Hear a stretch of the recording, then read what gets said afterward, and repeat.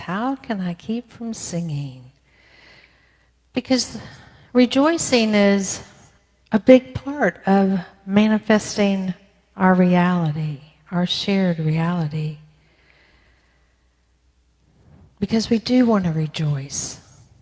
We want to live that life of bliss. It's what we're all seeking.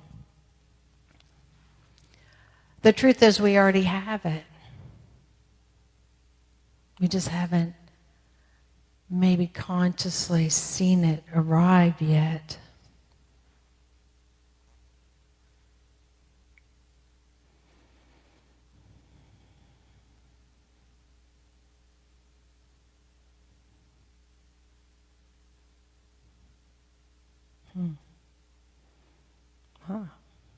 Hold on.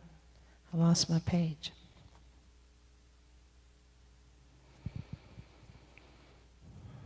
Not that there's a lot there, but it's that keeps me on track today. So what are we manifesting? I don't know how many of you guys know this, but Unity of Louisville's leadership, the board of directors, has taken a step to creating the new vision for the next 3 years. What does Unity of look like? What does Unity of Louisville look like? And what are we going to be doing for the next 3 years? So that's the shared reality. And then there's so much strife in the outward world. What's our role there? Do we have a role as individuals or as a community in that outer perception of strife? When I started this, I did what I always do. I go to look up the metaphysics. And manifestation is the coming forth of that which we have affirmed. So when we are manifesting and creating something, we are actually affirming it. And we affirm it to be good. It's that appearance of the idea in the mind. And once we set on what it is we want projected, we affirm it as it already is. It has been created. And then reality is the eternal, unchangeable. That was interesting. So how are we manifesting a shared reality when the reality is really unchangeable? We have to remember the truth here, that it's in our thoughts, in the error of our thinking that has created the strife, that has created lack consciousness, that has created and manifested injustice in our world. And that's what we have to change. Reality is, it is the good. It is that which we have already found and yet forget. It's the principles. It's the principles of music and math. They're unchangeable. The discord comes in when we play it incorrectly or when we think and solve the problem incorrectly. That's when the disharmony appears. And that's what we're living in right now, disharmony. I like that word. I like it because it's gentle, and we know that it's harmony out of balance. So our reality is to get back into balance. And how do we do that?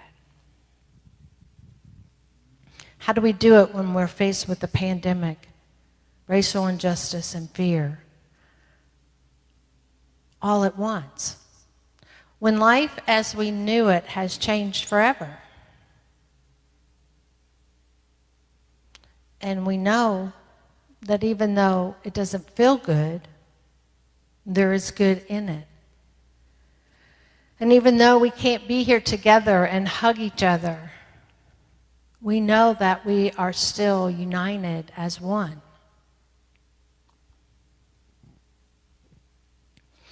Even though we're in the 6th month of a pandemic,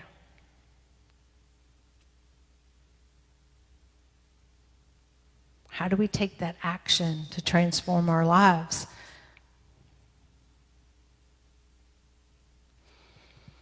Well, if we go to the Bible, we're told that there are 6 steps to creation, to manifestation.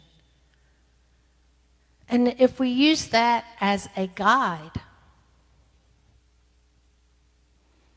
we really can balance and harmonize, manifest anything we choose. So we start by the light. What are we talking about? We're talking about that intelligent awareness. So we are very much aware of the challenges and the strife and the situations. We have to be willing to change that. Are we willing to change? That's the first question you have to ask. Because if you're not ready and willing right now to change the outward circumstances or your own personal life, then you need to stop. And don't go any further until you're willing and ready to change. Because it's a lot easier to change when we are ready. And I think that's why we're facing what we are facing first, the virus, the pandemic. Because it gave us a shift. It gave us an energetic shift to be apart. And what do we do when we go to meditation or we go within? We have to go apart from the outer world. We have to go within ourselves. And that's what the virus has done for us. So see the good in it.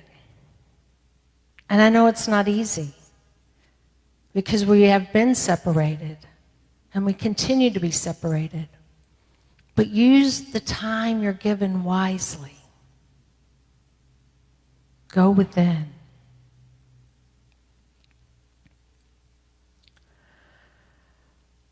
We know that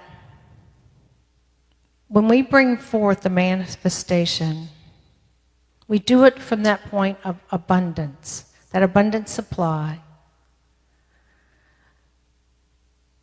And in the Bible it says, let there be light. Let there be understanding.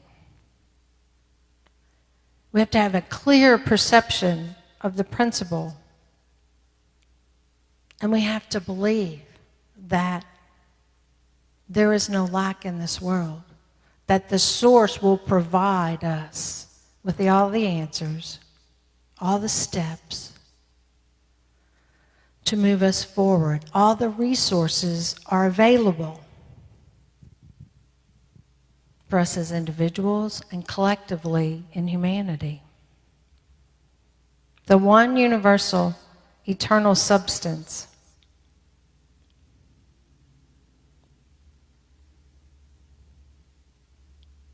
is there for us. So once we acknowledge that and we believe, so we're coming back to belief again, that we live in an abundant world and that the source is always there. We have to tap into it. We have to use it wisely. We have to go within to that spiritual quality of light, of wisdom.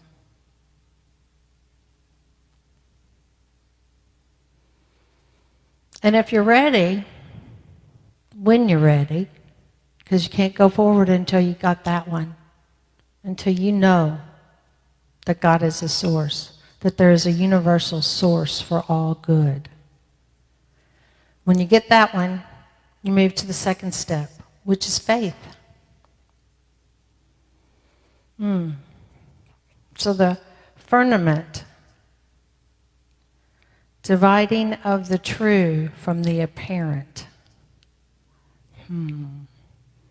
So what we see may not be true.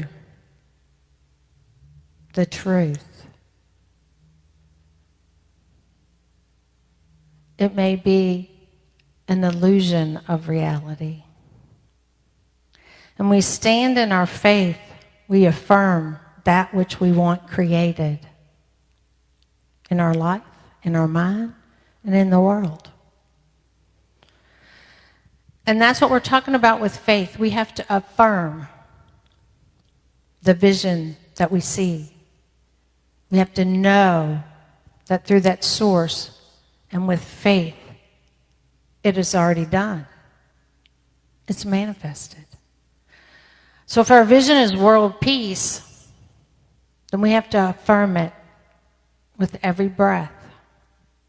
See it everywhere we go. See the good, even in the challenge. Because there is good. Just like with the virus. The good is we get to go within, separated from the outer world in a way that we haven't been before. Very few people living on this planet were alive in the last pandemic.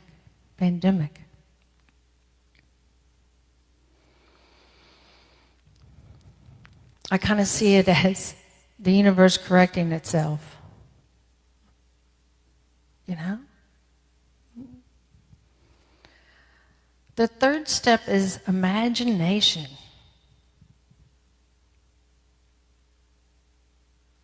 And we all know and understand, I think, what it is to imagine.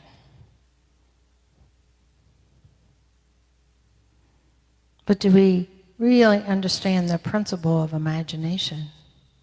That we are forming the substance of our mind into the tangible world. So whatever thoughts that we have is what is being created. We're in charge of our own individual lives. We're in charge of humanity. That's kind of scary. It's a big responsibility when you think about it. That when you imagine and you have the power to form tangible in the world, that's a big responsibility. Now, one thing I want to make clear is when we're imagining it, when we're creating it, it is not done yet. So we're not looking at it in from those rose-colored glasses. There's still work to be done. And we have to be open to the flow from the source. We have to be open to other ideas that may correspond with ours to strengthen our vision, our creation. Because where two or more are gathered, there is power. And that is the truth in our visioning also. It's not one person or one mind that creates and imagines for humanity. It is each and every one of us collectively. So whether you're doing it for yourself, for your family, for the city, for the state, for this church, as the leaders come together in the strategic planning, it's with your input individually. What is it that you see the community being?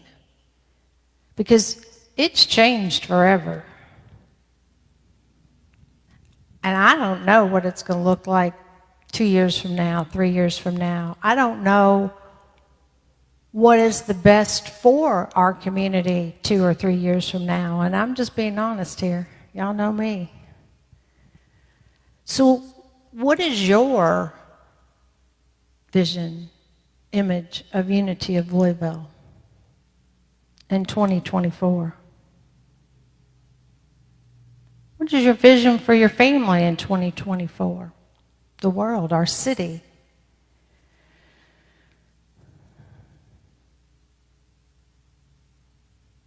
It takes all of our faculties, our 12 powers, to take that image and bring it into life.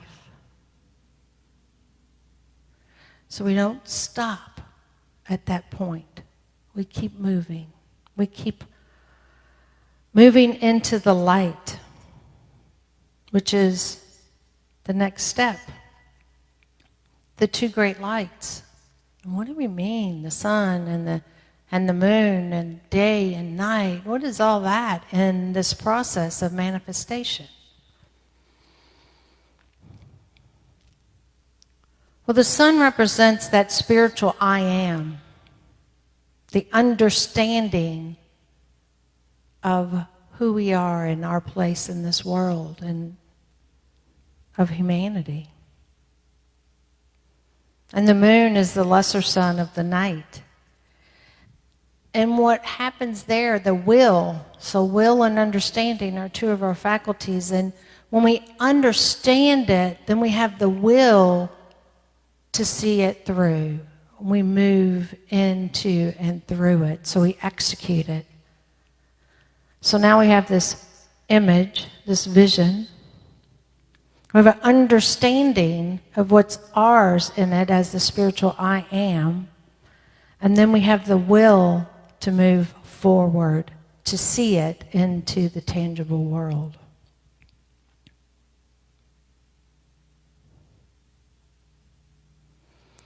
The next step is that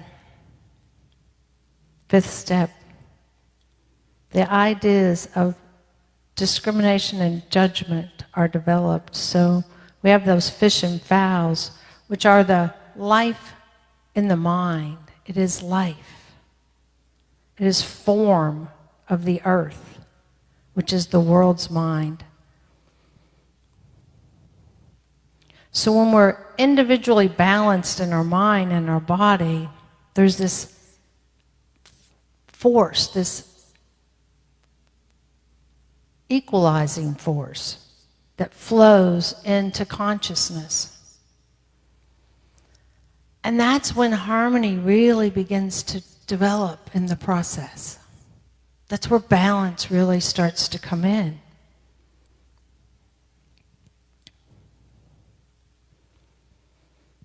It's that mental evaluation of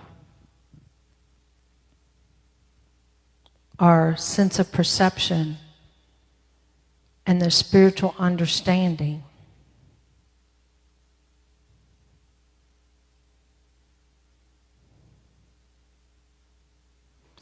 It's the use of our right judgment, our ability to discern, evaluate, and make decisions. So then we get to look at what are the possibilities. So what happens in our life when we see a vision and we think, okay, now here's the next step. Here's the next part of that vision. So for example, with the social injustice that we're faced with in America right now, and the racial injustice, we see it as it is, and yet we have a greater understanding that with changes in education and in policies and in the way that we interact with each other as love,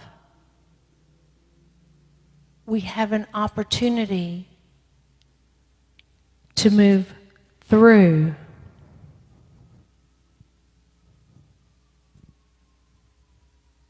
and come up with new ideas, new ways of being with each other, new ways of governing, new ways of educating. And we need all of that. It's not just in one area in our world that we are out of balance. Our earth is out of balance. Our climate is out of balance. There are lots of areas that are out of balance. And we have to. We have to look at it and begin to bring them into balance through change.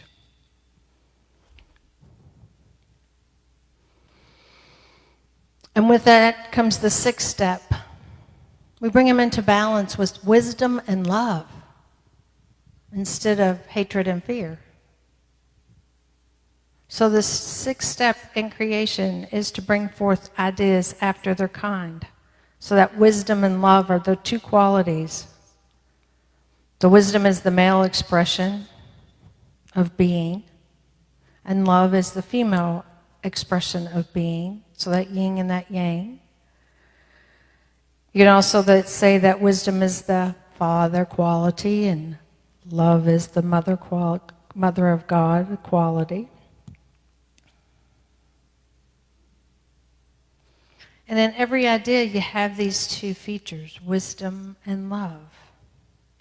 And when we come together in balance under divine law and with divine mind, we have an increase of universal energy, of spirit. And that's where our decisions have to come from for the greater good of all.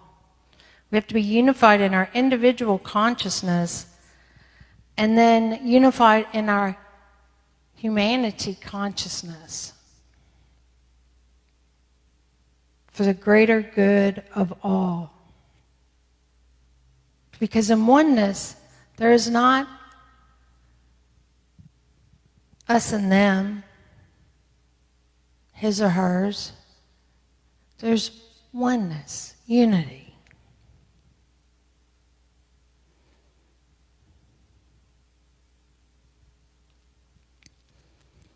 And then the last step is the Sabbath. It is that time when we continue to affirm, yet know that everything is already manifested in consciousness. And now we can rest in the assurance that what we have imagined is already done and is manifested in reality. So this mental rest that we take right here is so that we can maintain our creative flow, because it's never done. There's always an improvement to be made. Our mind will create another error thinking because that's the way our ego works with us.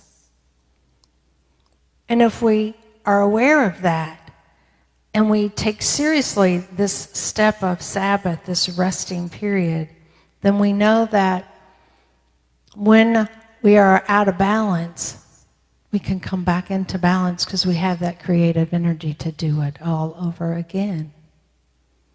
Be still and know.